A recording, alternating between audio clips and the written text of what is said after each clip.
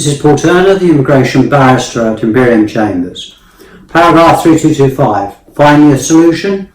As you may recall from my earlier broadcast, there was an application for a stay of the judicial reviews by the Home Office while they took breath.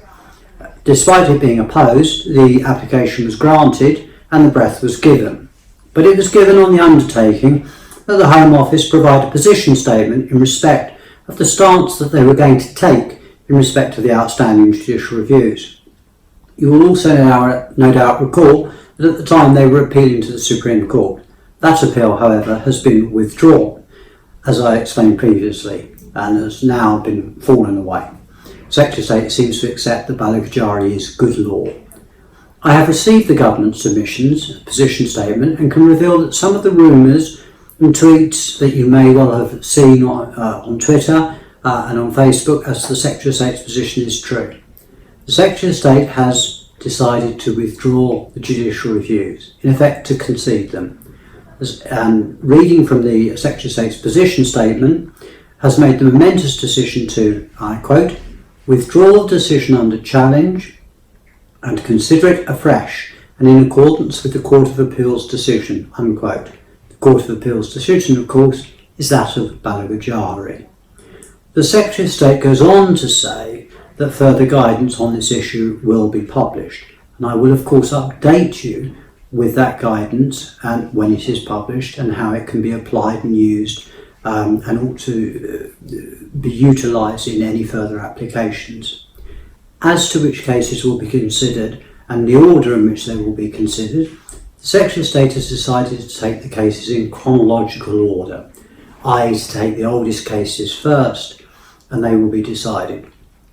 There is the option of making an application to have your case jump the queue, but you'll need pretty good reasons in my view if you're going to succeed. There is a concession at paragraph 8 of the submissions, which is fairly momentous. It is that states that the effect of the Secretary of State's position statement is to treat each JR claim as if it had succeeded. This is perhaps a bit late for those that have lost in the upper tribunal, but obviously it gives them fresh hope for the future. This is undoubtedly good news. However, while this is undoubtedly good news, it is not the end of the matter. And by all means, whilst all the JRs are deemed to have succeeded, it is not a concession that everyone is going to be granted ILR and the BRPs are in the post, for example.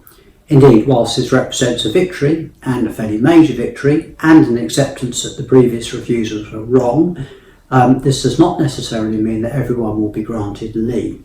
They might be, but it doesn't mean to say that they will be. Indeed, the Home Office has agreed to reconsider as per the guidance in Balajigari.